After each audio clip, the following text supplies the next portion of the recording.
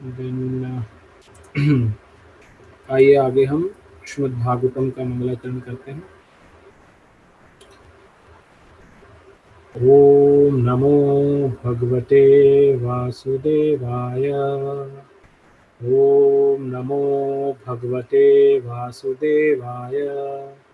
ओम नमो भगवते वासुदेवाय। नारायणं नमस्कृत्यं नरं चैव नरोत्तमं देवीं सरस्वतीं व्यासं ततो जयमुदीरयेत्। नष्टप्रायेषु अभद्रेषु नित्यं भागवत सेवया भगवती उत्तमा श्लोके भक्तिर्भवति नैष्टिकी। मूकं करोति वाचालं पङ्गुं लङ्घयते गिरिं यत्कृपातमहं वन्दे परमानन्दमाधवम्। कृष्णाय वासुदेवाय देवकीनन्दनाय च नन्दगोपकुमाराय गोविन्दाय नमो नमः। कृष्ण भागवतम महापुराण की जय। हरे कृष्णा। तो हम अभी श्रीमद् भागवतम के ऑलमोस्ट प्रथम स्कंद के दूसरे अध्याय के समाप्ति की ओर हैं। पहले तो आप सभी भक्तों का बहुत बहुत धन्यवाद कि आपने लास्ट फ्राइडे को कक्षा आपस में कोई आपका एक प्रॉपर संचालन करने वाला लीडर नहीं था, लेकिन आपने फिर भी आपस में डिस्कशन करके कक्षा को आगे जारी रखा। हमारा उद्देश्य यही है कि कक्षा जारी रहनी चाहिए। तो आपका बहुत बहुत साधुवाद सभी का। और सभी से मेरा निवेदन है कि कभी ऐसा होता है तो आप सभी, क्योंकि आप सब पढ़ रहे हैं, काफ़ी समय से पढ़ रहे हैं शास्त्रों को, तो आप अपना कंट्रीब्यूट कीजिए। जो आप पढ़ते हैं, जो आपने समझ में आया, उसके हिसाब से आप कंट्रीब्यूट कीजिए उसके अंदर डिस्कशन में। उस तरह से हम आगे बढ़ सकते हैं। तो हम दूसरे अध्याय का नाम क्या है? दूसरे अध्याय का जो हम समाप्त करने वाले हैं अभी, कोई बताएगा? दिव्यता और दिव्य सेवा। करेक्ट। तो ये दूसरा अध्याय हमारा समाप्त होगा। इसमें भगवान इस अध्याय तो इस अध्याय के अंदर जो पहले छठे अध्याय के अंदर 6 प्रश्न किए गए थे। तो मेरा पहले सभी से प्रश्न है, आप हैंड रेज करके बताइएगा, मैं सबके हैंड डाउन कर रहा हूँ, कि क्या वो 6 प्रश्न थे। एक एक करके बताना, आपको सारे नहीं बोलने। जो भी हैंड रेज करेगा उसको कोई भी एक प्रश्न का उत्तर देना है कि वो क्या थे।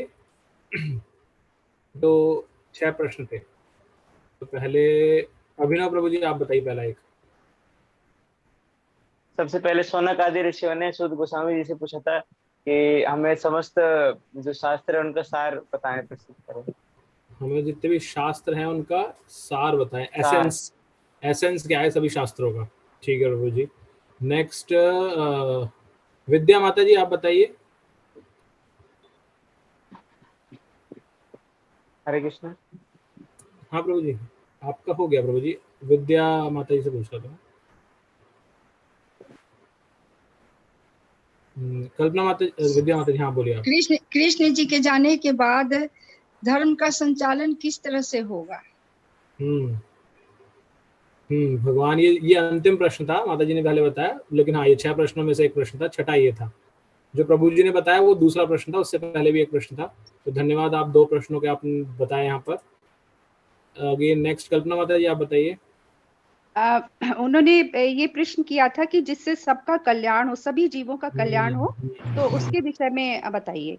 कल्याण में भी परम कल्याण पूछा परम गया था। कल्याण जी। सबका परम कल्याण कैसे हो सकता है? इतने जो लोग हैं इन सबका कल्याण, परम कल्याण कैसे हो सकता है? Very nice. ये प्रथम प्रश्न था। थैंक यू माता जी। नेक्स्ट बिमला माता जी आप बताइए। हरे कृष्णा प्रभु जी। हरे कृष्णा माता जी। हाँ, भगवान श्री कृष्ण की लीलाओं का वर्णन करें जिनमें सभी अवतार समाहित है। जिसमें सभी अवतार समाहित है। भगवान ने जो इतने अवतार लिए हैं उन लीलाओं के बारे में बताएं। ये हमारा 5वां प्रश्न था जो पूछा गया था। वेरी नाइस, थैंक यू माता जी। नेक्स्ट रेखा माता जी आप बताइए। हरे कृष्णा प्रभु जी। Yes, माता जी। देवकी और वसुदेव के घर में कृष्ण ने जन्म क्यों लिया? हाँ राइट, ये तीसरा प्रश्न था। अभी एक सिर्फ चौथा बचा है। आप सबने पहला, दूसरा, तीसरा, 5वां, छठा कवर कर लिया, सिर्फ चौथा बचा है। तो लेट्स सी, कुसुम कालिया माता जी आप बताइए।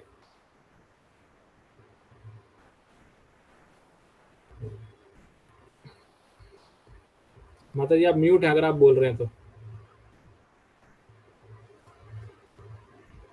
हरे कृष्णा। माता जी आप म्यूट हैं। कुसुम कालिया माता जी। माता जी म्यूट हैं आप। हाँ बोलिए, अब अनम्यूट हुआ आप। हाँ बोलिए। कि भगवान के जो विभिन्न अवतार थे उनके बारे में बताइए और उनकी लीलाओं का वर्णन कीजिए। चौथा क्वेश्चन है कि उनकी लीलाओं का वर्णन कीजिए, और पांचवा क्वेश्चन है कि उन्होंने जो भिन्न भिन्न अवतार लिए हैं उनके रूपों का वर्णन कीजिए। एक्चुअल में चौथा पांचवा ना थोड़ा मिक्स हो जाता है, कंफ्यूज हो जाता है। हाँ, तो इनमें क्या अंतर है देखिए। चौथा प्रश्न था कि उन्होंने पूछा था भगवान के जो पुरुष अवतार हुए हैं, पुरुष अवतार जिससे कि ये दो कैसे सृष्टि प्रकट होती है, कैसे इसका मेंटेनेंस होता है, कैसे डिस्ट्रक्शन होता है, तो भगवान इसके लिए क्या अवतार लेते हैं, तो पुरुष अवतार के बारे में था ये था चौथा। और पांचवा था कि भगवान ने जो इतनी लीलाएं कर रखी हैं, इसमें अलग अलग अवतार लिए हैं, वो क्या है, उनकी लीलाओं के बारे में बताना। तो ये डिफरेंस है चौथे और पांचवे के बीच में, राइट। तो हमने प्रथम अध्याय के अंदर ये 6 प्रश्न पूछे थे। किसने पूछे थे, किससे? हैंड रेज करके कोई बताना चाहे तो। यस रेखा माता जी आप बताइए। म्यूट है माता जी, आप म्यूट हैं। सौनक ऋषि ने पूछा था, ऋषियों ने पूछा था। करेक्ट, शौनक आदि ऋषियों ने सूत गोस्वामी से पूछे थे। सूत गोस्वामी से पूछा। तो इसके बाद हमने जो दूसरा अध्याय पढ़ा, उस अध्याय के अंदर हमें इनमें से सारे प्रश्नों के उत्तर मिले या कुछ के उत्तर मिले, कोई बताएगा?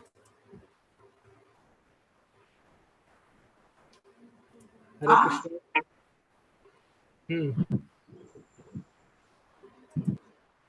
हैंड रेज में सबके डाउन करता हूँ ताकि अगर किसी को बताना है तो हैंड रेज अप करे।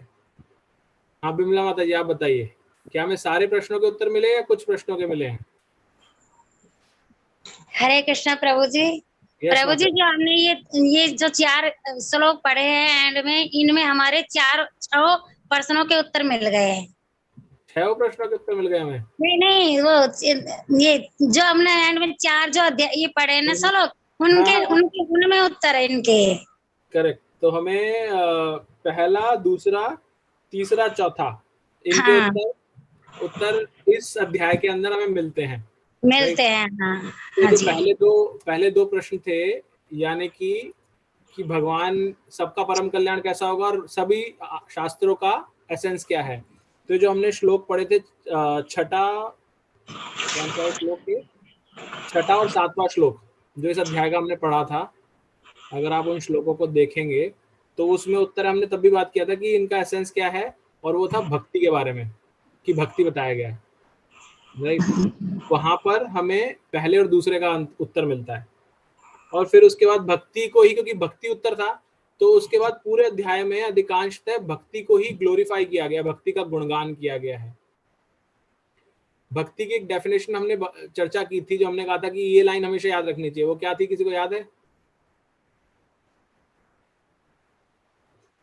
समसिद्धिम हरितोषणम प्रभु जी। यस, कौन बोला ये? आपकी आवाज बहुत धीरे आई। माता जी, सॉरी प्रभु जी, सपना माता जी। हरे कृष्णा, थैंक यू माता जी। यस, समसिद्धिम हरितोषणम, ये हमने पढ़ा था ना, इसको याद भी करने की कोशिश की थी। तो ये भक्ति का मूल है, और इसी के बारे में पूरे अध्याय के अंदर इसी पे चर्चा हुई है। और फिर भक्ति कैसे बढ़ती है, भक्ति की नवधा भक्ति के बारे में आता है, हम उसके बारे में पढ़ते हैं। और फिर भक्ति में ये बताया जाता है कि भक्ति का अर्थ है सिर्फ कृष्ण भगवान की भक्ति करना है, ऐसे नहीं बाकी देवी देवताओं की करना। तो इस पे भी हमने चर्चा की थी काफी डिटेल में, राइट। और फिर अंतिम, जैसे माता जी ने भी बताया, बिमला माता जी ने, अंतिम के जो 4 श्लोक थे उसमें हमें 2 प्रश्नों के और उत्तर मिलते हैं, जो कि हमारा तीसरा चौथा प्रश्न है। तीसरा क्या था कि भगवान ने कृष्ण देवकी और वासुदेव के यहाँ पे जन्म क्यों लिया, हमें उत्तर मिलता है इसका। और उसके बाद मिलता है हमें उत्तर, ये हमें मिलता है आगे हम जो पढ़ेंगे उसमें मिलेगा उत्तर। हमें मिलता है चौथे का कि भगवान के जो पुरुष अवतार हैं, कैसे भगवान महाविष्णु या कि जिनको बोलते हैं कारणोदक्षाय विष्णु, गर्भोदक्षाय विष्णु, क्षीरोदक्षाय विष्णु परमात्मा रूप में आते हैं। ये चौथा प्रश्न था। तो इसका उत्तर हमने पढ़ा अभी, जो हमने 30, 31, 32, 33 ये 4 श्लोक जो पढ़े थे उसके अंदर इसके बारे में बताया था। तो ये हमें चौथे प्रश्न का उत्तर पहले मिलता है, और जो आखिरी श्लोक बचा है आज पढ़ेंगे हम, उसमें हमें तीसरे प्रश्न का उत्तर कि भगवान क्यों आए थे देवकी और वासुदेव के पुत्र बन के, उसका उत्तर मिलेगा हमें। ठीक है, तो इस तरह से 4 प्रश्नों के उत्तर मिलेंगे और फिर हम तीसरे अध्याय की ओर बढ़ेंगे, जो बहुत ही इंटरेस्टिंग अध्याय है। आप में से अगर कई भक्तों ने नहीं पढ़ा है तो उसमें आपको बहुत सारी नई नई चीजें मिलेंगी। भगवान कैसे विभिन्न अवतारों के स्तोत्र हैं और क्या क्या अवतार हुए। हम हमेशा सोचते हैं कि 10 अवतार ही हुए हैं, लेकिन भगवान के जो अवतार हैं उन सीरीज में देखेंगे तो सब हिल जाएंगे। हमारे जो अब तक हमने टीवी में देखा है या सुना है उसके हिसाब से सब चीजें हिल जाएंगी। तो बहुत इंटरेस्टिंग अध्याय है, हम इसके बाद बढ़ेंगे। तो हम वो अंतिम श्लोक को लेते हैं दूसरे अध्याय का, जो हमारा बाकी है अभी। स्क्रीन शेयर करेंगे अभी।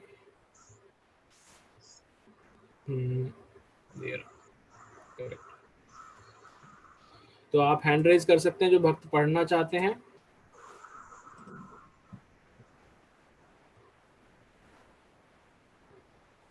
ओके, हम स्टार्ट करेंगे। कल्पना माता जी आपसे। जी प्रभु जी।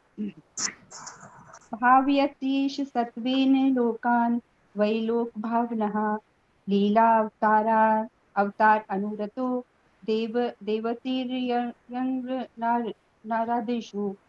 इस प्रकार सारे ब्रह्मांडों के स्वामी देवताओं, मनुष्यों तथा निम्न पशुओं से आवासित सारे ग्रहों का पालन पोषण करने वाले हैं। वे अवतरित होकर शुद्ध सत्व गुण में रहने वालों के उद्धार हेतु लीलाएं करते हैं।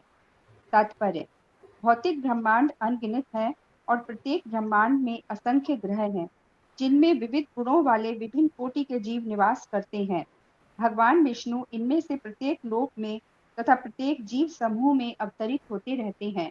वे उनके बीच अपनी दिव्य लीलाओं का प्रदर्शन करते हैं, जिससे उनमें भगवान के धाम वापस जाने की रुचि उत्पन्न हो।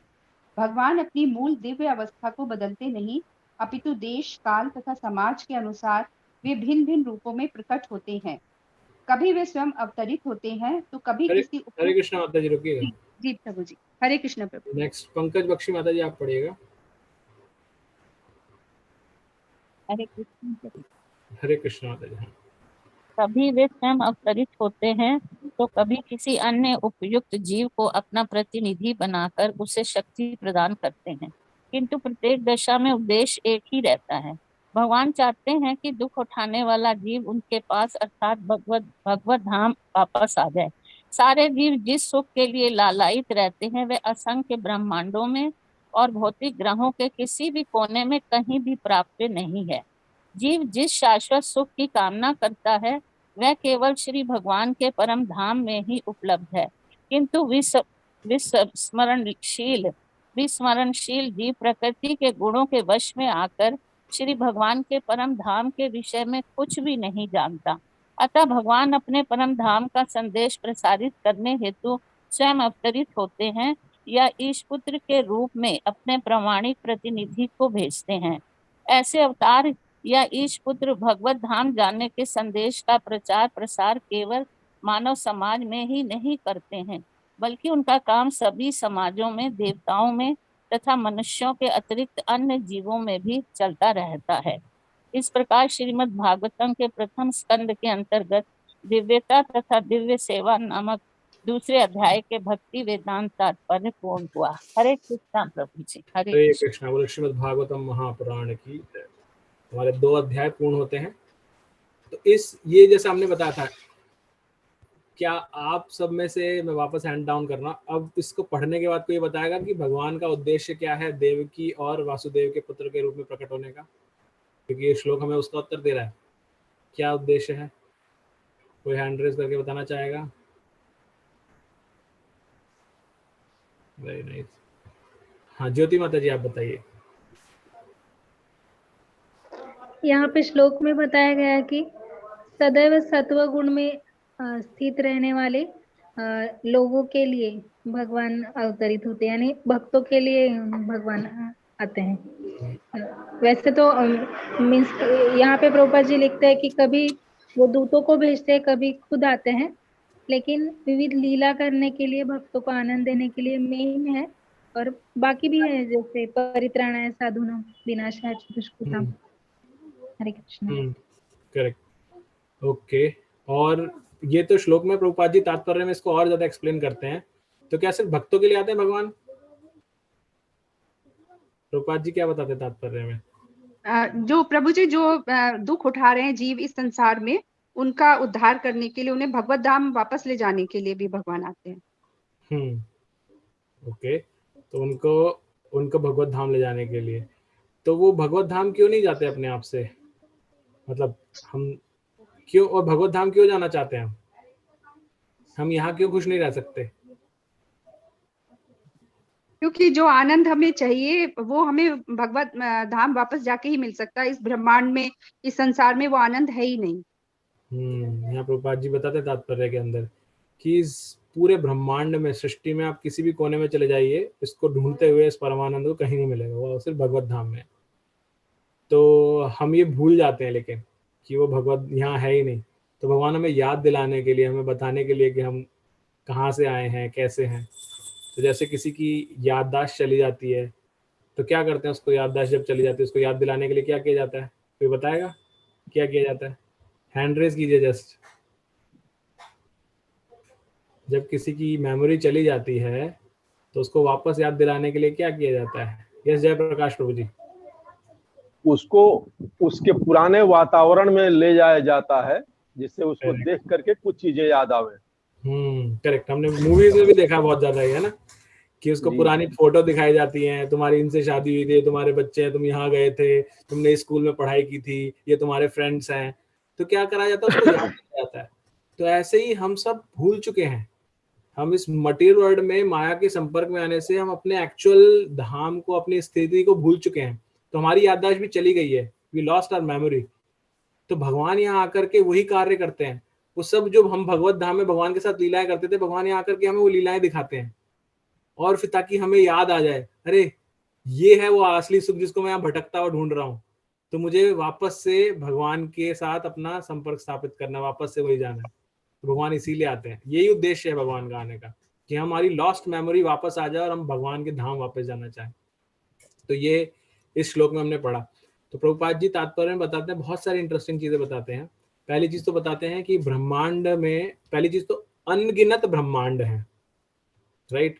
ये हमने कहाँ पर पढ़ा है कि अनगिनत ब्रह्मांड है? कैसे हमें पता चलता है अनगिनत ब्रह्मांड है? कोई बताना चाहेगा हैंड रेज करके? मैं सबके हैंड डाउन कर रहा हूँ वापस से। यस कुसुमलता माता जी, कैसे अनगिनत ब्रह्मांड है, आप बताइए। प्रभु जी, एक बार ब्रह्मा जी भगवान से मिलने आए थे कृष्ण से, तो उन्होंने द्वारपाल को कहा था कि जाके कह दो कि ब्रह्मा जी आए हैं। तो उन्होंने, कृष्णा ने पूछा कि ये पूछ के कौन से ब्रह्मा आए हैं। तो उसने आके ये पूछा, तो उनको हैरानी हुई कि ब्रह्मा तो मैं अकेला ही हूँ। तो उन्होंने कहा कि जिनके 4 सिर वो आए हैं।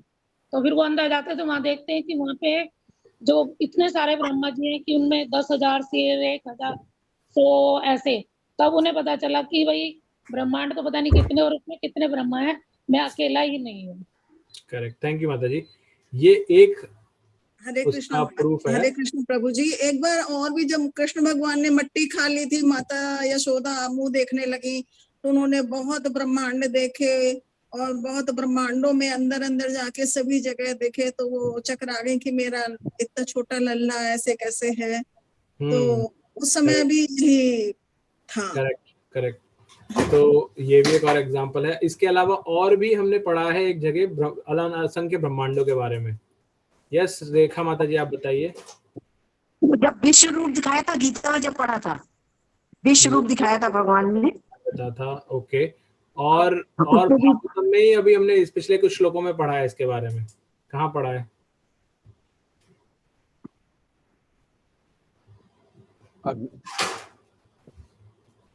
हरे कृष्ण। यस जय प्रकाश प्रभु जी। अभी तो 34वां श्लोक हम लोगों ने पढ़ा है। हाँ, 34वें में तो अभी हम चर्चा ही कर रहे हैं, उसी पे चर्चा कर रहे हैं। लेकिन भगवान, ये ब्रह्मांड असंख्य है, ये हमें कैसे और पता चलता है? हमने भगवान के पुरुष अवतारों के बारे में पढ़ा, वहां से कहीं से पता चलता है हमें? Yes sir. कारणोदक्षाय विष्णु से असंख्य ब्रह्मांड निकलते हैं। कारणोदक्षाय विष्णु या महाविष्णु जो है, उनके रोम रोम से असंख्य ब्रह्मा, जैसे हमारे रोम रोम से पसीना निकलता है ना, भगवान कैसे रोम रोम से, वो जो हमारे पसीने, उसके छिद्र में से एक एक जो बुलबुल निकल रहे हैं, ब्रह्मांड निकल रहे हैं, असंख्य ब्रह्मांड। और उन ब्रह्मांडों के अंदर इतनी ज्यादा क्या बोलेंगे उसको, उत्पत्ति उसके अंदर हो रही है कि उसके अंदर गर्भोदक सागर बनता है, जिसमें फिर भगवान फिर से प्रवेश करते हैं और उसको बोलते हैं गर्भोदक्षाई विष्णु। तो हर ब्रह्मांड, असंख्य ब्रह्मांडों में असंख्य गर्भोदक्षाई विष्णु प्रवेश करते हैं, और वो प्रवेश करके फिर उनकी नाभि से, नाभि के ऊपर कमल खिलता है और उस कमल के ऊपर ब्रह्मा जी आते हैं। और वो ब्रह्मा जी, जो माता जी ने अभी स्टोरी बताई कि अलग अलग सर वाले ब्रह्मा हैं, तो कितने असंख्य ब्रह्मांड हैं, और उन असंख्य ब्रह्मांडों में गर्भोदक्षाय विष्णु हैं, और उन गर्भोदक्षाय विष्णुओं के नाभि के ऊपर, कमल के ऊपर अलग अलग ब्रह्मा जी विराजमान हैं।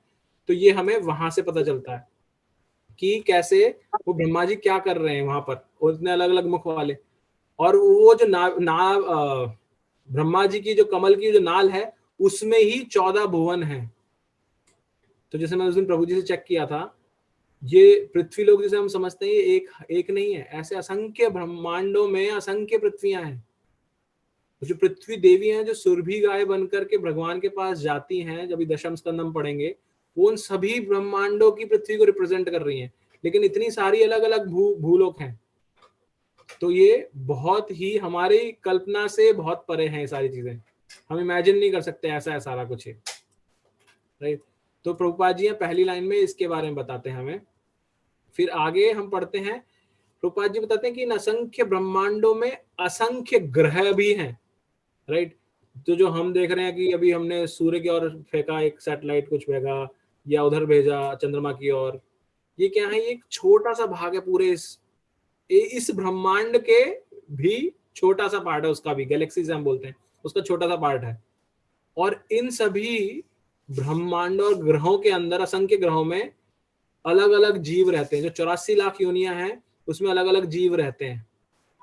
तो सिर्फ जीव इस पृथ्वी पर नहीं है, जीव असंख्य लोकों में है, हमें पता नहीं है उनके बारे में। हम सोचते हैं 84 लाख योनि तो हमें दिखती नहीं है, इतने कहाँ योनियां हो गई, क्यों नहीं दिखती? क्योंकि हमको कुएं के मेंढक की तरह, हमें सिर्फ यही पता है इस पृथ्वी पे क्या है। इस पृथ्वी के नीचे जाएंगे तो भी असंख्य लोग हैं, अंदर गहराई में जाएंगे वहां भी बहुत जीव है, ऊपर जाएंगे तो भी बहुत जीव है। और ये तो सिर्फ एक ही ब्रह्मांड है, ऐसे बहुत सारे असंख्य ब्रह्मांड है। तो ऐसे अलग अलग समूह है। और फिर इंपॉर्टेंट क्या है, क्योंकि सब जीव हैं, इस श्लोक में हमने क्या पढ़ा, भगवान सबको मेमोरी देने के लिए कि भाई तुम यहाँ फंस गए हो आकर के। तो भगवान इतने कृपालु हैं, इतने दयालु हैं कि इन सभी असंख्य लोकों के अलग अलग ग्रहों में अलग अलग जो ये जीव हैं, उनके समूहों में अवतरित होते हैं, राइट। हम क्या करते हैं, हम भगवान के जो 10 अवतारों की बात करते हैं, हम उसको डार्विन के साथ कनेक्ट कर देते हैं। अरे डार्विन ने बताया है कि जीव की उत्पत्ति पहले मछली से हुई है, मछली के बाद वो जानवर बना, और फिर धीरे धीरे उसमें उत्पत्ति होकर आदिवासी बन के ऐसा इंसान बना। तो हमने सारे जो भगवान के हमें 10 अवतार पता, उनको उससे कनेक्ट कर दिया। लेकिन वो गलत है, क्योंकि भगवान हर जीव की योनि के अंदर प्रकट होते हैं, उनको समझाने के लिए, उनको याद दिलाने के लिए कि कैसे तुम यहाँ के फंस गए हो, करेक्ट। तो ये चीज हमें यहाँ समझने की आवश्यकता है कि भगवान हर समूह में प्रकट होते हैं, सिर्फ ये 10 समूहों में नहीं होते जो हमने पढ़ा, ऐसे हर समूह में प्रकट होते हैं। और वो उसी को आगे समझाते हुए प्रभुपाद जी बताते हैं हमें कि भगवान की मूल स्थिति हमेशा सेम रहती है, यानी कि दिव्य रूप में रहते हैं। जो हमने पढ़ा भगवत गीता के अंदर, जन्म कर्म च मे दिव्य, वो दिव्य ही रहता है। लेकिन समय काल परिस्थिति, देश काल और समाज के अनुसार विभिन्न रूप अवतार लेते हैं, प्रकट करते हैं अपने। और उसका सिर्फ उद्देश्य होता है कि वो दिव्य लीलाएं दिखा करके उस जन समूह के बीच में, वो लीलाएं दिखा करके जीवों के बीच में, वो चाहते हैं कि वो भगवत धाम जाने की उनके अंदर रुचि वापस से जागृत हो, उनकी याददाश्त वापस आए उसको लेकर के।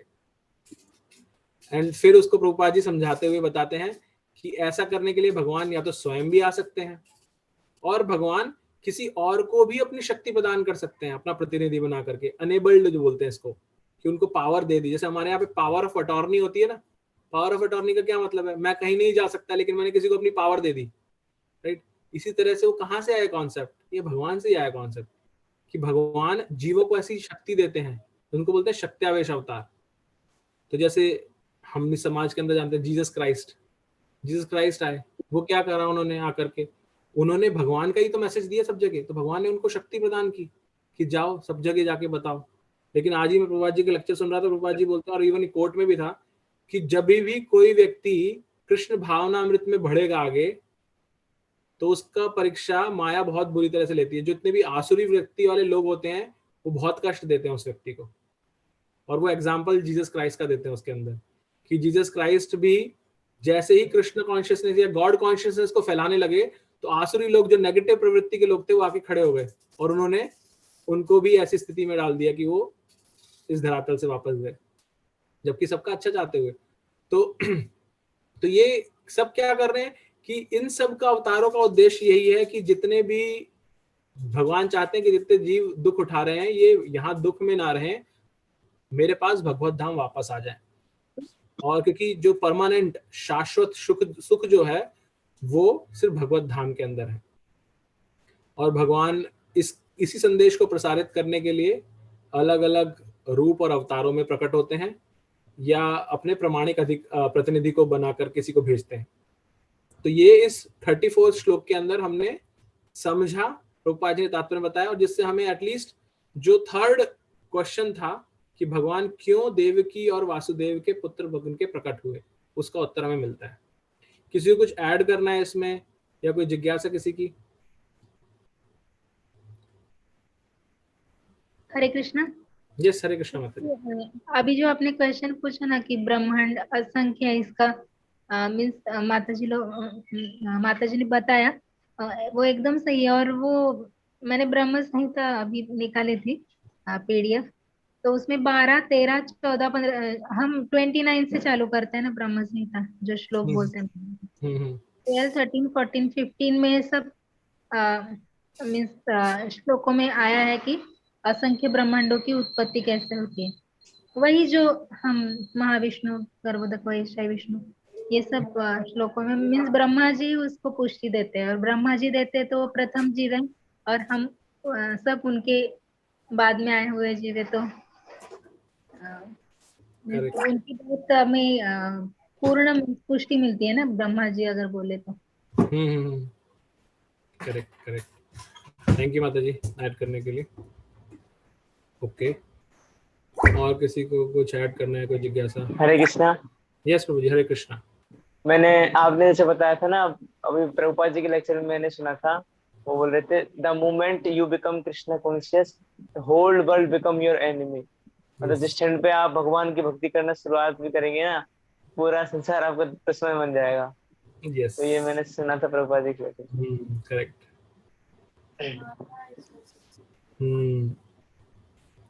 ओके, हरे कृष्णा। एक प्रसंग वहां भी आता है गुरु जी, प्रभु जी, रामायण में, जब वो काकभूषण जी रहते हैं, रोटी खाते रहते हैं और उनको एकदम मन में जिज्ञासा जागती है कि ऐसे भगवान कैसे हो सकते हैं जो मेरा जूठा उठा उठा के खा रहे हैं, मुझे खिला रहे हैं। फिर वो राम जी हंसते हैं और उनके मुंह में उधर में चले जाते हैं, अनेकों ब्रह्मांड देखते हैं और कई युगों तक भटकते रहते हैं उन अनेकों ब्रह्मांडों में। फिर जब वो देखते हैं, शरण में आते हैं काकभूषण जी की मैं बहुत चकरा रहा हूँ, बहुत युग निकल गया, तो फिर वो मुस्कुरा कर आते हैं और कहते हैं ठीक है और तुम मेरे भक्त बन जाओ, और उसको भक्त का मतलब भक्ति का वरदान देते हैं। वो प्रसंग भी है इसी प्रकार की, मतलब ब्रह्मांड। थैंक यू, आपने ऐड किया रामायण के इस प्रसंग को इसके साथ में।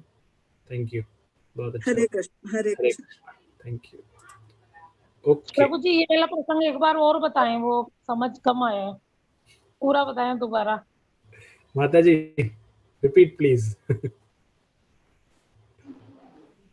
आप म्यूट है माता जी, हाँ आप बोलिए। हाँ माता जी। हरे कृष्णा प्रभु जी। प्रसंग ऐसा है कि जो काकभूषण जी और गरुण जी रामायण सुन रहे हैं, गरुण जी को सुना रहे हैं काकभूषण जी। जब काकभूषण जी जब भ्रम में पड़ गए कि कौवा बन के आए थे, श्री राम जी की जूठी रोटी खा रहे थे और कृष्ण राम जी बार बार उनको कहते थे कि ये लो रोटी, और देते थे, और उनका जो कौवे का जूठा रहता था वो उठा के खा लेते थे। तो काकभूषण जी जो कौवा थे, तो उन्होंने कहा कि ये कैसे हो सकता है, ये अखिल ब्रह्मांड का नायक है और ये और इस तरह मेरी जूठा खा रहा है। तो उन्हें चक्राहट आ गया, चक्राहट में एकदम जैसे आंखें बंद की तो उन्होंने अपने उदर में कर लिया उनको, इनको काकभूषण जी को दिखाया पूरे मतलब ब्रह्मांड, और वो काफी युगों तक घूमे। और उन्होंने जब वो लौट करके आए तो उन्होंने ये बहुत घूमते हुए उन्होंने सबरे ब्रह्मांड देखे, पर राम के स्वरूप एक देखा।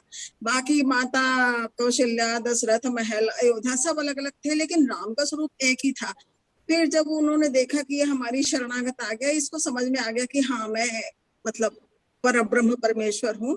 और उन्होंने काकभूषण जी ने कहा भी कि मैं चकरा रहा हूँ प्रभु, मैं मान गया कि आप मेरे बाल स्वरूप इष्ट देव श्री राम जी हैं। तो उन्होंने मुस्कुराहट किया, ये प्रसंग रामायण में है। तो राम मुस्कुराहट किया तो वो फिर बाहर आए, फिर उनको उसी रूप में देखा। फिर भगवान राम ने कहा कि तुम क्या चाहते हो? तो बोले हमें बाकी तो सब कुछ पता चल गया, हमें बस ऐसा है कि हम किसी भी योनि में रहें, लेकिन हमको श्री राम जी की बाल स्वरूप कृष्ण और राम का आशीर्वाद प्राप्त रहे। तो इसीलिए काकभूषण जी ने वो शरीर नहीं छोड़ा कौवे का, और काकभूषण जी कौवे का रूप रखे रहे, और गरुण जी को उन्होंने रामायण की कहानी सुनी। हरे कृष्ण। ठीक है माता जी, thank you. Hare Krishna, thank you माता जी। जैसे हम बार बार बात करते हैं कि शास्त्रोक्त होना चाहिए, तो माता जी अगर आपको कहीं मिलता है ऑनलाइन भी ये रामायण के कौन से प्रसंग में आता है ये, तो आप एटलीस्ट हमारे व्हाट्सएप ग्रुप पे डालिएगा, ताकि भक्त उस पर्टिकुलर पार्ट में जाकर के। उत्तरकांड में है प्रभु जी, उत्तरकांड में है, क्योंकि कहानी जब वो शुरू होती है याज्ञवल्क्य जी सुनाते हैं उनको, भरद्वाज जी को, शंकर जी सुनाते हैं पार्वती जी को, और इसी प्रकार ये कहानी चल रही होती है। लास्ट में जब गरुण जी बोले, राम जी की पूरी अमर कथा उन्होंने सुन ली, तब उन्होंने गरुण जी ने कहा कि आप तो कौआ हैं और भगवान को कह रहे हैं कि हमारे इष्ट देव हैं। तो उन्होंने कहा कि मैं ऐसे ऐसे था, और जब मुझे समझ में आया कि अखिल ब्रह्मांड के विश्व नायक यही हैं, तब मेरी भी भक्ति में लगी। तो मैं भी भटक रहा था, भ्रम में पड़ा हुआ था। हरे कृष्णा प्रभु। हरे कृष्णा, थैंक यू माता जी। ओके, तो हमारे 2 अध्याय इस तरह से पूर्ण होते हैं। अब हम तीसरे अध्याय, जो कि बहुत ही महत्वपूर्ण अध्याय है, उसकी ओर बढ़ेंगे। एटलीस्ट हम उसको स्टार्ट करेंगे आज। तीसरा अध्याय का नाम है समस्त अवतारों के स्त्रोत। तो वो है श्री कृष्ण। तो कैसे श्री कृष्ण भगवान समस्त अवतारों के स्त्रोत्र हैं, इस पे जाएंगे हम। उस पे जाते हुए हम जो हमेशा करते आ रहे हैं उस पे एक बार वापस से क्विक रिवीजन लेंगे। हमने बात की थी भगवान, भागवतम जो है भगवान के शरीर के अलग अलग अंग हैं। तो जो प्रथम स्कंद है वो कौन सा भाग है भगवान का? सिर्फ आप अनम्यूट मत कीजिएगा, आप हैंड रेज कीजिए सिर्फ।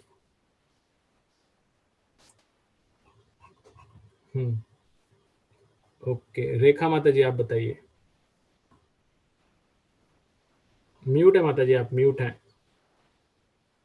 सोल नीचे, पैर के नीचे का तलवा, पैर के नीचे का तला। थैंक यू माता जी। और फिर हमने कहा था कि भगवान के पैर के नीचे का तला जो है वो रिप्रेजेंट करता है प्रथम स्कंद को, और प्रथम स्कंद में 19 अध्याय हैं, इसीलिए भगवान के तले के नीचे 19 चिन्ह हैं जो अलग अलग अध्याय को रिप्रेजेंट करते हैं, राइट। तो प्रथम अध्याय को क्या चिन्ह ने रिप्रेजेंट किया था, कौन बताएगा? सिर्फ हैंड रेज करना है।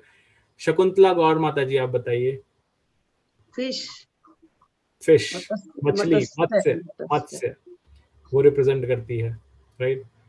सेकंड चैप्टर को कौन सा चिन्ह रिप्रेजेंट करता है? अगेन हैंड रेज कीजिएगा सभी भक्त प्लीज।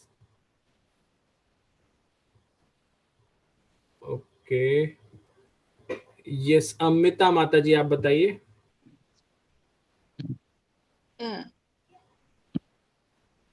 हरे कृष्णा। ओके, आपको नहीं बोलना है। बिमला माता जी आप बताइए। हरे कृष्णा प्रभु जी। यस माता जी, हरे कृष्णा। चरणों की उंगलियां। चरणों की उंगलियां नहीं माता जी, thank you. Next Pankaj Bakshi माता जी आप बताइए। मन की स्थिरता है चंद्रमा। दूसरा अध्याय है स्थिरता को रिप्रेजेंट करता है चंद्रमा।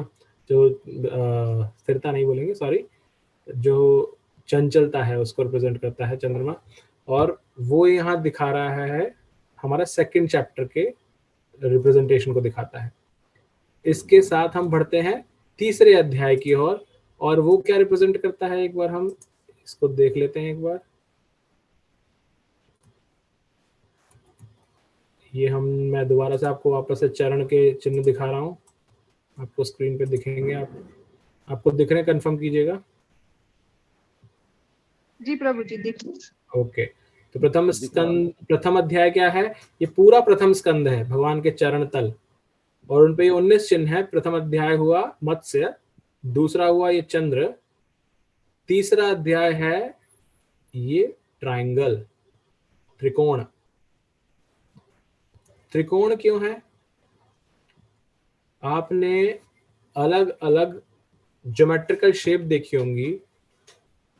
त्रिकोण के अलावा जो शेप्स होती हैं वो मतलब दो से तो कोई शेप बन ही नहीं सकती, मिनिमम 3 चाहिए आपको, राइट। 3 के बाद आप जैसे बढ़ेंगे वो 4 बन जाएगा, या तो चतुर्भुज बनेगा, या 4 का कुछ और बनेगा। ऐसे 5 का बनता है पेंटागन बनता है, 6 का हेक्सागन बन जाता है। ऐसे आप अलग अलग नंबर ऑफ साइड्स बढ़ाते हुए साइज में बढ़ सकते हैं। लेकिन जब आप बढ़ते जाते हैं तो क्या होता है, जितनी भी शेप्स होंगी उनको अगर आप एक जगह से हिलाएंगे तो पूरी शेप हिल सकती है। सिर्फ और सिर्फ ट्रायंगल ऐसी शेप होती है जो सॉलिड होती है, जिसको आप अगर एक कोने से हिलाएंगे तो बाकी नहीं हिलेगा, वो पूरा ही हिलेगा। अगर रेक्टेंगल होगा ऐसे, अगर मैं इधर से हिलाऊंगा तो बाकी 2 जगह हिल सकती हैं। यही प्रिंसिपल बाकी जगह यूज होता है, लेकिन ट्रायंगल क्या होता है, सॉलिड स्ट्रक्चर होता है, इसीलिए उसको फाउंडेशन में यूज किया जाता है। आपने अलग अलग जगह देखा होगा, जब आप ये बिजली के खंभे बने रहते हैं ना बड़े बड़े, जिसपे पावर वाली वायर जाती है, आपने देखा होगा टावर की तरह, टावर हाउस जैसे, राइट। उसमें देखा होगा उसमें सिर्फ ट्रायंगल्स यूज होते हैं। ट्रायंगल क्यों यूज होते हैं, क्योंकि कितना भी भूकंप आए, हल्का है, वो हिलेंगे नहीं, क्योंकि फिक्स है। वो triangular shape is a fix shape, तो फाउंडेशन प्रदान करने के लिए यूज होती है ट्रायंगल। तो तीसरे अध्याय में, क्योंकि ये भगवान क्या बता रहे हैं यहाँ पर, समस्त अवतारों के स्रोत हैं, यानी कि फाउंडेशन है भगवान कृष्ण, ये तीसरा अध्याय स्थापित कर रहा है, इसलिए वो ट्रायंगल रिप्रेजेंट कर रहा है उसको, वो उसका फाउंडेशन दिखा रहा है इसके लिए। तो ये तीसरे अध्याय का वो है। और जैसे हमने बताया, तीसरे अध्याय के अंदर अभी हमें बहुत ही इंटरेस्टिंग भगवान के अलग अलग अवतार मिलेंगे। और भागवतम जब अगर हम पहली बार पढ़ रहे हैं तो हमारे जितने भी अंडरस्टैंडिंग है अब तक की, उन सबको चैलेंज करती है और उन सबको अपग्रेड करती है, ताकि हम बेटर अंडरस्टैंडिंग क्रिएट कर पाए शास्त्रों के बारे में। तो हम स्टार्ट करते हैं एटलीस्ट 1 श्लोक।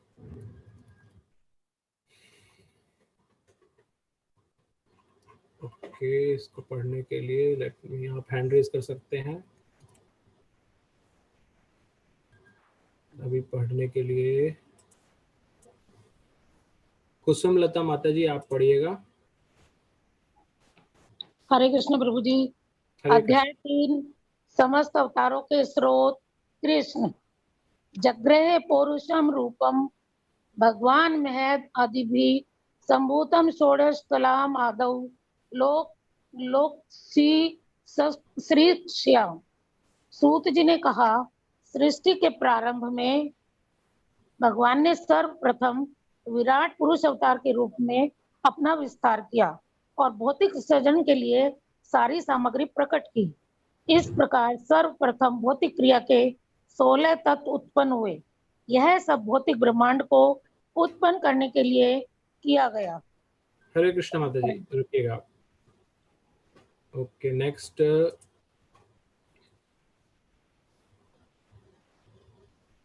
ज्ञानेंद्र माता जी आप पढ़िएगा यहाँ से। हरे कृष्ण प्रभु जी। हरे कृष्ण। तात्पर्य, मद्भागवत गीता का मत है कि भगवान कृष्ण अपने पूर्णांशों के विस्तार से इन भौतिक ब्रह्मांडों का पालन करते हैं। अतः यह पुरुष रूप उसी सिद्धांत की पुष्टि है। आदि भगवान वासुदेव या कृष्ण भगवान, जो राजा वासुदेव या राजा नंद के पुत्र के रूप में विख्यात है, समस्त ऐश्वर्यों, शक्तियों, यश, सौंदर्य, ज्ञान और वैराग से परिपूर्ण है। उनके ऐश्वर्यों का एक अंश निराकार ब्रह्म के रूप में प्रकट होता है, तो एक अंश परमात्मा के रूप में। उन्हीं भगवान कृष्ण का यह पुरुष रूप भगवान का मूल परमात्मा स्वरूप है। भौतिक सृष्टि में 3 पुरुष रूप होते हैं, वह और यह रूप जो करुणोदकशायी विष्णु कहलाता है, तीनों में से प्रथम है। अन्य रूप है गर्भोदकशायी विष्णु तथा क्षीरोदकशायी विष्णु, जिनके बारे में हम क्रमशः जाने। इन करुणोदकशायी विष्णु के रोमकूपों से असंख्य ब्रह्मांडों की उत्पत्ति होती है और प्रत्येक ब्रह्मांड में भगवान गर्भोदकशायी विष्णु के रूप में प्रवेश करते हैं। हरे कृष्ण माता जी, रखिएगा। हरे कृष्ण। नेक्स्ट अभिनव प्रभु जी, आप पढ़िएगा। हरे कृष्ण। हरे कृष्ण। श्रीमद् भगवत गीता में यह भी उल्लेख है कि भौतिक जगत निश्चित अवधि के लिए उत्पन्न किया गया है और फिर विनष्ट कर दिया जाता है। यह सृजन तथा संहार नित्यबद्ध जीवों के कारण श्री भगवान की इच्छा से किया जाता है। नित्यबद्ध जीवों में वैयक्तिक भाव या अहंकार होता है जो उन्हें इंद्रिय भोग का आदेश देता है। स्वाभाविक रूप से जीव भोग करने में अक्षम है। श्री भगवान ही एकमात्र भोक्ता हैं और शेष सब भोग्य हैं। जीव पराधीन भोक्ता है, लेकिन नित्यबद्ध जीव इस स्वाभाविक अवस्था को भूल जाने के कारण ही भोग की दृढ़ इच्छा करता है। बद्ध जीवों को भौतिक जगत में पदार्थ को भोगने का अवसर दिया जाता है, किंतु इसके साथ ही उन्हें अपना वास्तविक स्वरूप समझने का अवसर भी प्रदान किया जाता है। जो जीव इतने भाग्यशाली होते हैं कि भौतिक संसार में अनेक जन्मों के पश्चात इस सत्य को ग्रहण करके श्री वासुदेव के चरण कमलों की शरण में जाते हैं, वे नित्य मुक्त जीवों के साथ श्री भगवान के परम धाम में प्रवेश करने के अधिकारी बन जाते हैं। इसके पश्चात ऐसे भाग्यशाली जीवों को समय समय पर भौतिक सृष्टि में आने की आवश्यकता नहीं पड़ती। हरे कृष्ण। यहाँ पर यहीं से पढ़ेंगे इसके साथ वाले। नेक्स्ट शिल्पा हिसारे माता जी, आप पढ़िएगा। हरे कृष्ण प्रभु जी। हरे कृष्ण, पढ़िए माता जी। इसके पश्चात ऐसे भाग्यशाली जीवों को समय समय पर सृजित इस भौतिक सृष्टि में आने की आवश्यकता नहीं पड़ती, किंतु वो जीव स्वाभाविक सत्य को ग्रहण नहीं कर पाते। वे इस सृष्टि के प्रलय के समय महत् तत्व में पुनः मिल जाते हैं। जब पुनः सृष्टि होती है तो यह महत् तत्व पुनः उन्मुक्त होता है। इस महत् तत्व में भौतिक प्राकृतिक की सारी सामग्री विद्यमान होती है, जिनमें बद्धजीव भी सम्मिलित रहते हैं। मूलतः यह महत् तत्व 16 अंशों में विभक्त किया जाता है। ये है 5 स्थूल भौतिक तत्व तथा 11 कमेंद्रिया। यह स्वच्छ आकाश में बादल के समान होते हैं। आध्यात्मिक आकाश में ब्रह्म का तेज चतुर्दिक फैला हो रहता है और समग्र मंडल दिव्य प्रकाश से जाचल्यमान रहता है। इस विस्तृत असीम आध्यात्मिक आकाश के किसी कोने के महत् तत्व एकत्र होता है और आकाश का जितना भाग महत् तत्व से ढका रहता है वह भौतिक आकाश कहलाता है। महत् तत्व का यह भाग संपूर्ण आध्यात्मिक आकाश का नगण्य अंश होता है। इस महत् तत्व के भीतर असंख्य ब्रह्मांड रहते हैं। ये सारे ब्रह्मांड कारणोदकशायी विष्णु या महाविष्णु के द्वारा भौतिक आकाश पर केवल दृष्टिपात करने से उत्पन्न होती है। हरे कृष्ण प्रभु जी। हरे कृष्णा। कॉम्प्लिकेटेड आएंगी चीजें तो घबराना नहीं है, जितना समझ में आएगा उतना समझ के लेंगे, आगे बढ़ेंगे। ठीक है, तो यहाँ क्या बताया गया, यहाँ इस श्लोक में सूत गोस्वामी भगवान समस्त अवतारों के स्त्रोत हैं, इसलिए स्टार्ट करने के लिए सबसे पहले बताते हैं कि भगवान सबसे पहले सृष्टि के प्रारंभ में भगवान विराट पुरुष अवतार के रूप में प्रकट होते हैं, जिनको बताया गया यहाँ पर कारणोदकशाय विष्णु या उनको महाविष्णु भी कहा जाता है। उनके रोम रोम से असंख्य ब्रह्मांड प्रकट होते हैं, हमने चर्चा की पहले, तो उनके बारे में बताया गया यहाँ पर। प्रभुपाद जी तात्पर्य में और समझाते हैं हमें कि भगवान जो वासुदेव या कृष्ण है वो आदि भगवान है, और वो जितने भी षड ऐश्वर्य हमने पहले जिन पर चर्चा की है, षड ऐश्वर्य क्या आते हैं, शक्ति, यश, सौंदर्य, ज्ञान, वैराग्य, इन सब चीजों का 100%, सारी चीजें 100% जिसके अंदर होती हैं उसको भगवान बताया जाता है, परिभाषा बताई गई है। तो इन्हीं ऐश्वर्यों के कुछ अंश हमारे अंदर हैं, राइट। और प्रभुपाद जी समझाते हैं कि इन्हीं ऐश्वर्यों के एक अंश से निराकार ब्रह्म प्रकट होता है, इसलिए उसको आंशिक भगवान की अनुभूति बताया गया, हमने जब पहले चैप्टर पढ़ा इसी चैप्टर के अंदर, राइट। और जो परमात्मा स्वरूप है भगवान का वो भी एक अलग अंश से बनता है, लेकिन पूर्ण पुरुष जो भगवान का अवतार है वो है मूल स्त्रोत्र, उन्हीं से सब कुछ प्रकट हो रहा है। 3 अवतारों के, पुरुष अवतार के बारे में हमने पढ़ा, कारणोदक्षाई, गर्भोदक्षाई और क्षीरोदक्षाई विष्णु के बारे में। उन्हीं के बारे में आगे समझाते हुए प्रभुपाद जी तात्पर्य में बताते हैं कि जो जगत है, भौतिक जगत है, भगवत गीता के 8वें अध्याय के अंदर आता है कि बार बार प्रकट होता है और लुप्त होता है और फिर प्रकट होता है। तो उसके अंदर ये चक्र चलता रहता है, इसलिए इसको बोला जाता है शाश्वत, अशाश्वत, दुखालयम अशाश्वतम, यहाँ पे चलता रहता है।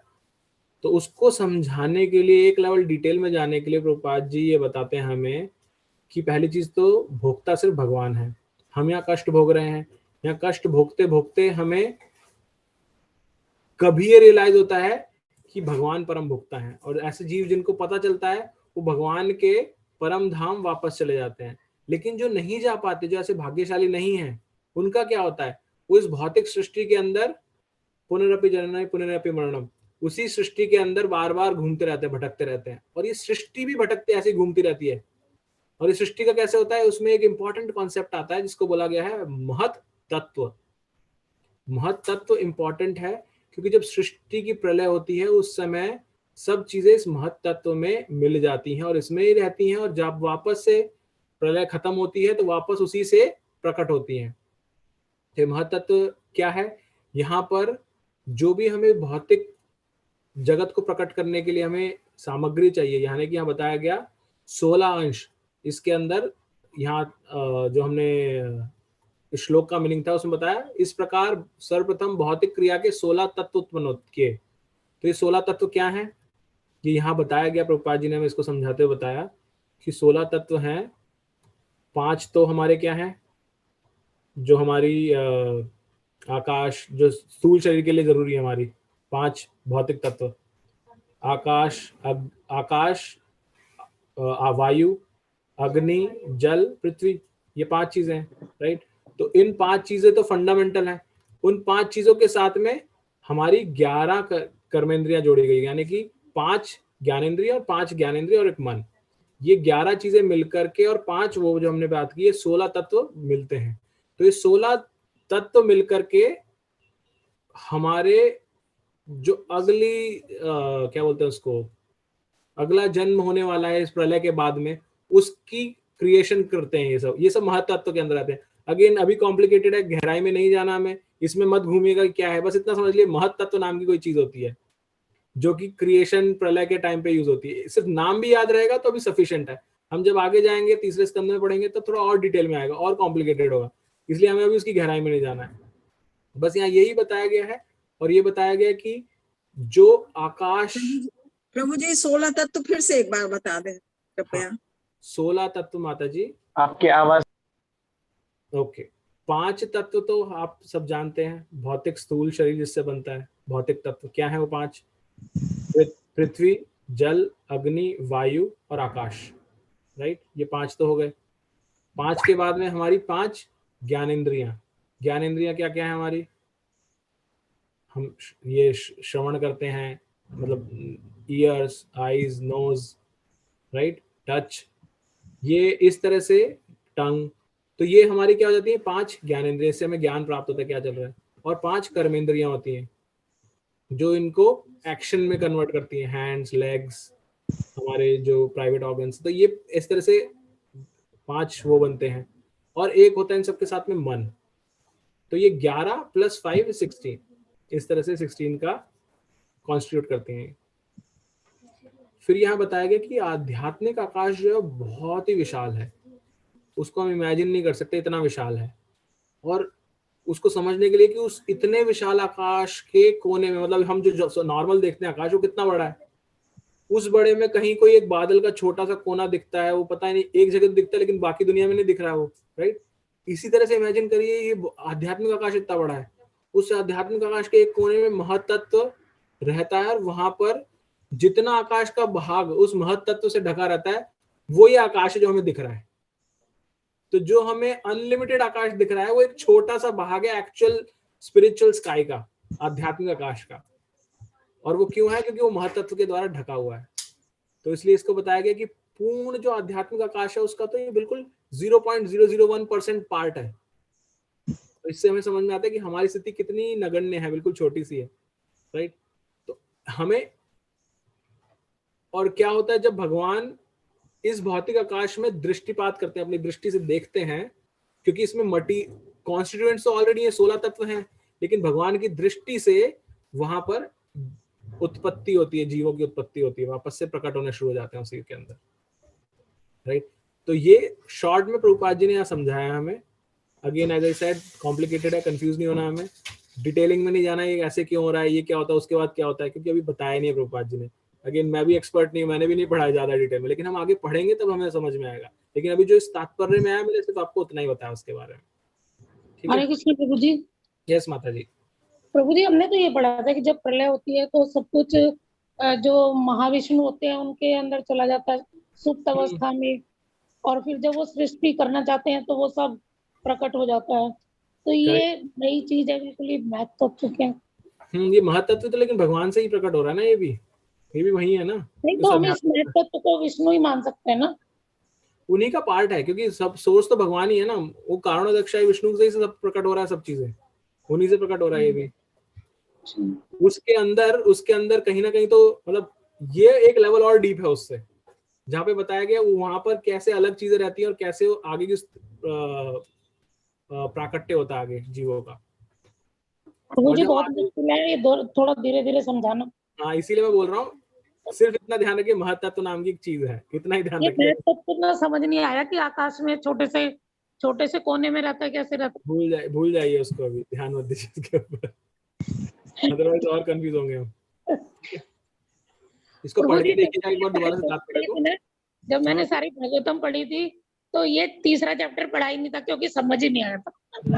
आई कैन इमेजिन, वो सबके साथ ही ऐसा होता है, आपके साथ नहीं अलग, क्योंकि उसमें कथाएं नहीं है ना, सब टेक्निकल चीजें उसके अंदर, कैसे बन रही है सृष्टि का निर्माण, कैसे हो रहा है, कहाँ क्या हो रहा है।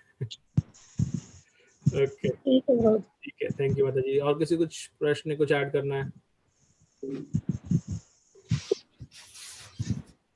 हरे कृष्ण प्रभु जी। यस,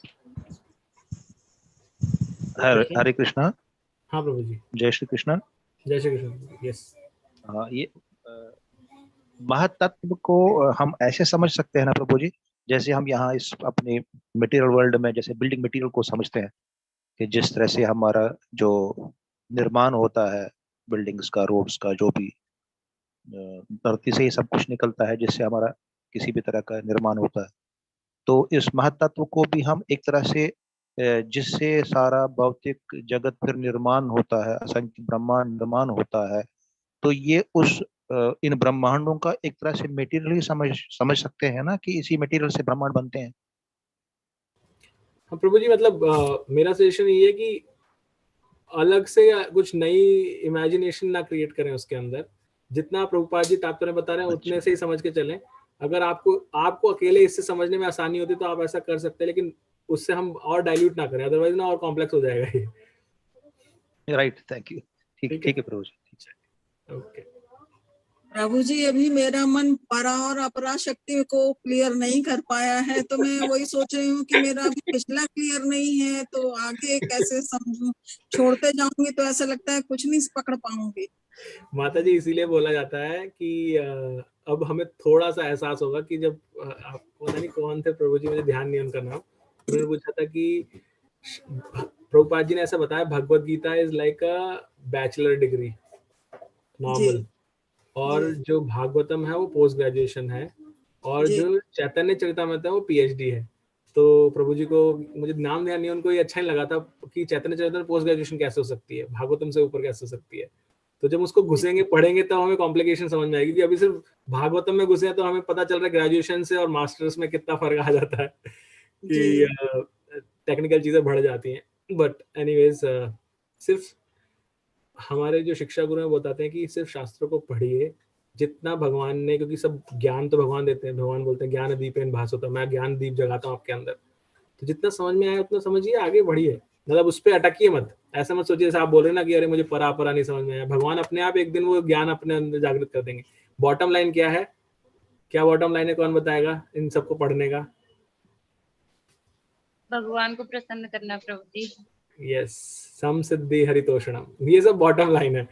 ये तो सिर्फ ज्ञान जिनको बहुत ज्ञान प्रिय है उनके लिए ये सब चीजें, कि हाँ वो टेक्निकल चीजें सब समझ में आती है उनको, ये क्या है, नहीं आती तो क्या है, इसका मतलब भगवान से भक्ति नहीं कर सकते क्या? कर सकते हैं भगवान की भक्ति। हमें बस ये एहसास रखना है कि वो परम भगवान है, वो हम तो उनके सामने कुछ भी नहीं है। और ये सब चीजें हमें उन चीजों के बारे में और ज्यादा स्ट्रॉन्ग फीलिंग दिलाती है भगवान के बारे में, कि भगवान कहाँ एग्जिस्ट करते हैं, क्या है भगवान, और हम कुछ भी नहीं उनके सामने, राइट। चलिए, लग रहा है कि पिछली चीजें भी क्लियर नहीं है और आगे मैं बढ़ती जा रही हूँ, तो पता चले वो एक दिन धराशायी हो जाए ताश के पत्ते। नहीं। बता दो प्रभु जी।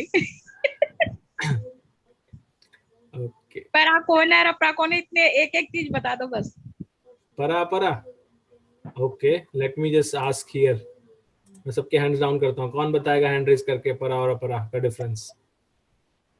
सिंपल है, इतना कॉम्प्लिकेटेड नहीं है, लेकिन माता जी जैसा आप सोच रहे हैं। कल्पना माता जी आप बताइए। जी प्रभु जी, परा भगवान की पराशक्ति, तो ये अपराशक्ति प्रकृति है और पराशक्ति जीव है। करेक्ट, जीव भी नहीं है, भगवान की पराशक्ति है, स्पिरिचुअल एनर्जी। जीव तटस्थ शक्ति में आता है वही स्पिरिचुअल, लेकिन तटस्थता में काउंट होता है। पराशक्ति भगवान की स्पिरिचुअल एनर्जी है, महा जिसको योग माया कहा जाता है ना, वो भगवान की पराशक्ति है। हरे कृष्ण। यस प्रभु जी, भगवान की 3 शक्तियां, अंतरंगा, बहिस्था और तटस्था। अंतरंगा शक्ति ही पराशक्ति है और वो राधा रानी है। योग माया भी उसमें भी आते हैं, जो हमारा भगवान से संबंधित रखते हैं। बहिरंगा शक्ति माया देवी है, प्रकृति। और तटस्थ शक्ति हम लोग हैं, जो सोच रहे हैं कि कहाँ जाऊं, यहाँ पराशक्ति के पास जाओ या अपराशक्ति के पास। हरे कृष्ण। थैंक यू माता जी। करेक्ट, हरे कृष्ण। हरे कृष्ण। आइए, आज की कक्षा हम यहीं समाप्त करते हैं, कल आगे कंटिन्यू करेंगे इस अध्याय को। अगेन एसेंस को लीजिए, इसकी डिटेलिंग में मत खोइए, एसेंस को लीजिए सिर्फ, तभी हम आगे बढ़ सकते हैं और आप आनंदित रहेंगे इसको पढ़ते हुए। आपको बस ये याद रखना, अच्छा मैंने भागवतम के 3रे स्कंद में पढ़ा था, जहाँ पे भगवान के अलग अलग उद्गम स्रोत के बारे में आया था। फिर जैसे अभी माता जी ने बोला, एटलीस्ट कुसुमलता माता जी को ये याद है कि 3रे स्कंद के अंदर सृष्टि का निर्माण के बारे में आता है, इतना याद है, सफिशिएंट है। और डिटेलिंग में जरूरी नहीं है, क्योंकि भगवान ने अलग अलग बुद्धि रखी है सबके पास में, सबका सेम नहीं है, तो आप वहां तक छोड़ देंगे, सफिशिएंट है वो। ठीक है, तो आइए आज की कक्षा समाप्त करते हैं। हम हरे कृष्ण महामंत्र वैष्णव प्रणाम मंत्र बोल कर समाप्त करेंगे। हरे कृष्णा कृष्णा कृष्णा हरे हरे, हरे राम राम राम हरे हरे। वांछा कल्पतरुभ्यश्च कृपा सिन्धुभ्येव च पतितानां पावनेभ्यो वैष्णवेभ्यो नमः। अनंत कोटि वैष्णव वृंद की जय, श्रील प्रभुपाद की जय, श्री राधा माधव की जय। हरे कृष्णा सभी